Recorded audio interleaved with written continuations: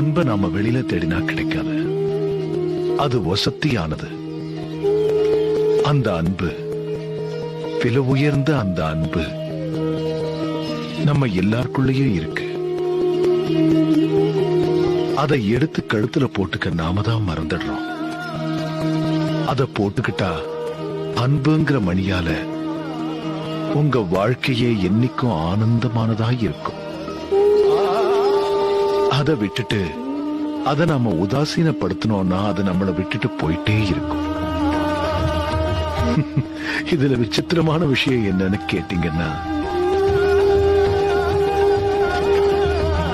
இதுல மட்டும் நமக்கு யாராலையும்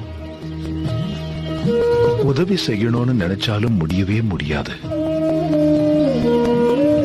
அந்த அன்பை நாம பரிசாவும் கொடுக்க முடியாது, இலவசமாவும் கொடுக்க